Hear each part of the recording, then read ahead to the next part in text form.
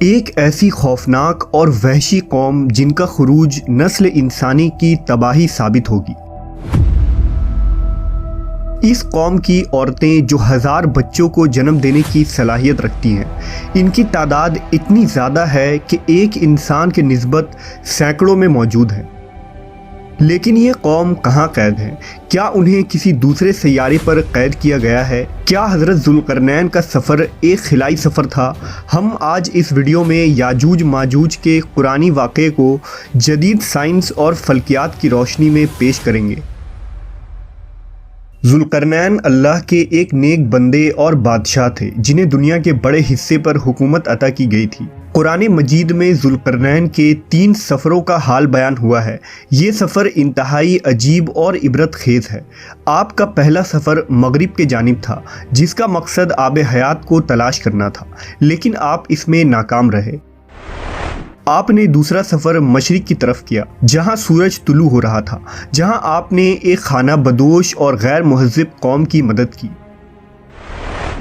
तीसरा और सबसे अजीबोगरीब सफ़र शुमाल की जानिब था। इस सफ़र के दौरान आप एक मकाम पर पहुँचे जिसका नाम सद्दैन यानी 2 पहाड़ों के दरमियान की जगह थी। यहाँ एक कौम आबाद थी जो ऐसी ज़बान बोलती थी जो समझ से बालातर थी। उन लोगों के साथ आपने इशारों में बात किया। यहाँ के लोगों ने हज़रत ज़ुल्करनैन से शिकायत की कि पहाड़ के उस जानिब एक कौम आबाद है जिसका नाम याजूज व माजूज है। ये लोग खूब फसाद मचाते और हम पर जुल्म करते हैं, लिहाजा आप उनके खिलाफ कार्रवाई करें और हमारी मदद फरमाएं। मवर्रखीन ने लिखा कि याजूज माजूज हज़रत नूह अलैहिस्सलाम के तीसरे बेटे याफिस की औलाद है। इनकी तादाद बहुत ज़्यादा है। ये लोग सख्त जंगजू और वहशी लोग हैं। ये जानवरों की तरह ज़िंदगी गुजारते हैं और गारों में रहा करते हैं और बहार के मौसम में निकल कर खेतियाँ और सब्जियाँ खा जाते हैं। ये लोग इस कदर जंगली हैं कि आदमियों, जंगली जानवरों, सांप, बिच्छू, गिरगिट और हर तरह के हैवानात को खा जाते हैं। लिहाजा हज़रत ज़ुल्करनैन से उन लोगों ने फरियाद की कि आप हमें याजूज माजूज के शर से बचाएं, इसके बदले हम आपको कुछ माल दे देंगे। इस पर हज़रत ज़ुल्करनैन ने फरमाया, मुझे तुम्हारे माल की ज़रूरत नहीं है, अल्लाह ने मुझे सब कुछ दिया है, बस तुम लोग मेरी मदद करो ताकि मैं इन 2 पहाड़ों के दरमियान एक दीवार बना सकूँ। लिहाजा आपने वहाँ ज़मीन खुदवाई और पिघले हुए तांबे जमा कर उस पर लोहे के तख्ते बना दिए। उनके दरमियान लकड़ी और कोयला भरवा कर खूब आग भड़काई। इस तरह ये दीवार पहाड़ के बुलंदी तक ऊंची कर दी गई। ये दीवार निहायत ही मजबूत और मुस्तहकम था। अब याजूज माजूज दीवार के उस पार कैद हो चुके थे और उनका इंसानी आबादी की तरफ आना तकरीबन नामुमकिन था। लोगों ने हज़रत ज़ुल्करनैन का शुक्र अदा किया तो उन्होंने फरमाया, वक्ती तौर पर तो ये दीवार याजूज माजूज से तुम लोगों को महफूज रखेगी, लेकिन हर चीज़ एक दिन ख़त्म हो जाती है, लिहाजा ये दीवार भी एक दिन तोड़ दी जाएगी और याजूज व माजूज निकल आएंगे। हदीस के मुताबिक याजूज व माजूज रोज़ाना इस दीवार को तोड़ते हैं और दिन भर जब मेहनत करते करते उसे तोड़ने के करीब हो जाते हैं तो उनका सरदार कहता है कि चलो बाकी को कल तोड़ेंगे। दूसरे दिन जब वो उसे तोड़ने आते हैं तो अल्लाह की कुदरत से ये दीवार फिर से मजबूत हो जाती है और अपनी असली हालत में लौट आती है। लेकिन जब इस दीवार के टूटने का वक्त आ जाएगा तो उनमें से एक कहने वाला कहेगा, चलो अब इस दीवार को इंशाअल्लाह कल तोड़ेंगे। उन लोगों के इंशाअल्लाह कहने की बरकत से दूसरे दिन दीवार टूट जाएगी। ये वक्त क़यामत के करीब का होगा। दीवार टूटने के बाद याजूज माजूज निकल पड़ेंगे और ज़मीन में हर तरफ फितना और फसाद मचाएंगे। चश्मों और तालाबों का पानी पी जाएंगे, जानवरों और दरख्तों को खा लेंगे और ज़मीन के हर बुलंदी और वादियों में दौड़ते फिरेंगे। याजूज माजूज कौन हैं और वो दीवार आज कहाँ मौजूद है, इसके मुताल्लिक हर ज़माने में उलमा व मुहक्किकीन के अलग अलग राय और तावीलात मौजूद हैं और इसमें इख्तिलाफ़ कसीर है। पहला नज़रिया ये है कि तातार और मंगोल याजूज व माजूज थे जो 11वीं सदी में इस्लामी ममालिक पर हमला आवर हुए और खूब तबाही मचाई। दूसरी राय ये है कि यूरोपीय और अमरीकी अक़वाम ही याजूज व माजूज हैं, क्योंकि ईसाई लिटरेचर में भी उन्हें गोग एंड मैगोग की नस्ल से जोड़ा गया है, जिन्होंने 18वीं सदी में दुनिया के मुख्तलिफ हिस्सों पर कब्जा किया और खूब लूट मार की। तीसरा नज़रिया ये है कि तुर्क कौम ही याजूज माजूज की औलाद हैं, जिन्होंने अहद वस्ता में पूरे वस्त एशिया पर अपनी हुकूमतें कायम की।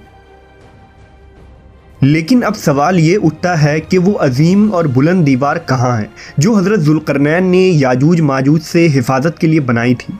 लिहाजा मुख्तलिफ ममालिक में पाए जाने वाले तारीख़ी दीवारों और दर्रों को याजूज माजूज के उस दीवार से जोड़ा जाता रहा है, जिनमें दीवार चीन, दीवार कफ़काज़, जर्मनी का दीवार बर्लिन और रूस का दर्रा दारियाल शामिल है।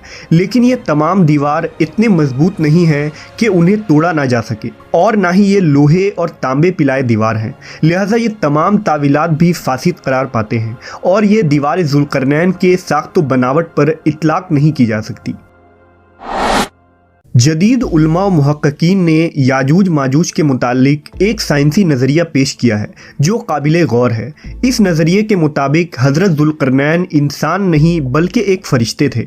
जैसा कि रिवायतों में आता है कि एक दफ़ा हज़रत अली ने एक शख्स को ये कहते हुए सुना कि ओ ज़ुल्करनैन, जिस पर आपने उसे गुस्से में फ़रमाया, पैगंबरों के नाम पर अपने नाम रखना तुम लोगों के लिए काफ़ी नहीं, जो अब एक दूसरे को फरिश्तों के नामों से पुकार रहे हो। इस रिवायत से ये साफ होता है कि हज़रत ज़ुल्करनैन अलेक्जेंडर द ग्रेट या साइरस नहीं, जैसा कि कुछ लोग उसे इन दुनियावी बादशाहों से जोड़ते हैं, बल्कि वो एक फ़रिश्ते थे जो एक मखसूस काम के लिए मुकर्रर किए गए थे। सूरह कहफ की आयतों में लिखा है कि बेशक हमने उसे यानी ज़ुल्करनैन को ज़मीन पर हुक्मरानी दी थी और हमने उसे हर चीज़ समझने के लिए एक रास्ता दिया, तो वो एक रास्ते पर रवाना हुआ।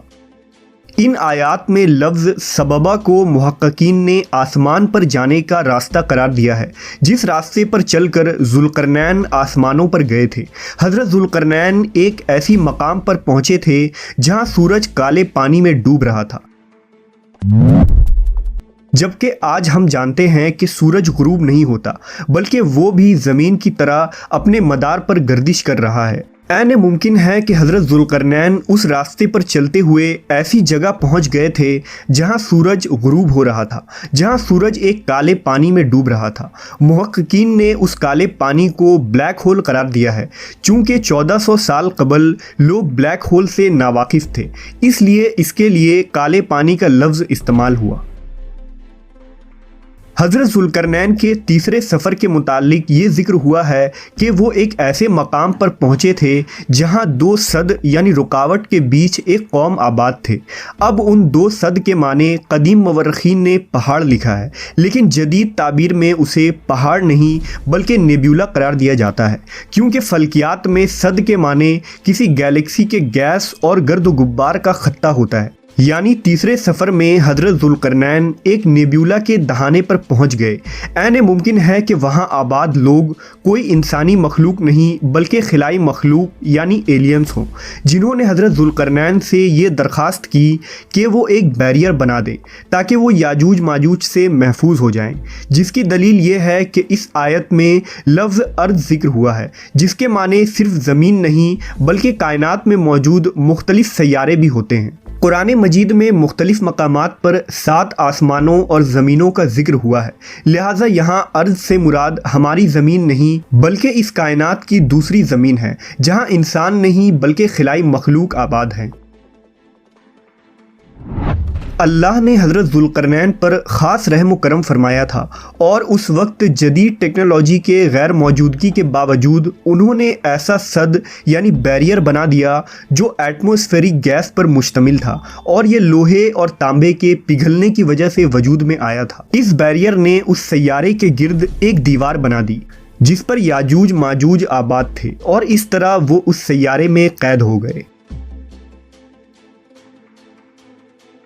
ये कोई नया नज़रिया नहीं जो सिर्फ आज के जदीद साइंसी इल्म के मुताबिक बनाया गया है, बल्कि इससे मिलता जुलता नज़रिया सहाबा किराम का भी था। मसलन हज़रत काब बिन अहबार ने यह दावा किया था कि जुल्करनैन ने अपना घोड़ा एक सितारा से बांधा था, जिस पर हज़रत माविया ने उन्हें ऐसी बात करने से मना फरमाया था क्योंकि अभी लोग ऐसी बातों को समझने के काबिल नहीं हुए थे। इसी तरह हज़रत अली ने फरमाया था कि अल्लाह ने बादलों को हुक्म दिया कि वो जुल्करनैन को जहां चाहे वहां ले जाएं।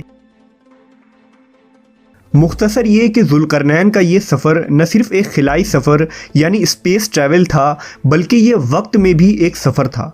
आज साइंस का यही नज़रिया है कि इस तरह के पोर्टल्स हो सकते हैं जिसके ज़रिया हम न सिर्फ खिला के दूसरे हिस्से में सफ़र कर सकते हैं, बल्कि वक्त में भी सफ़र मुमकिन है।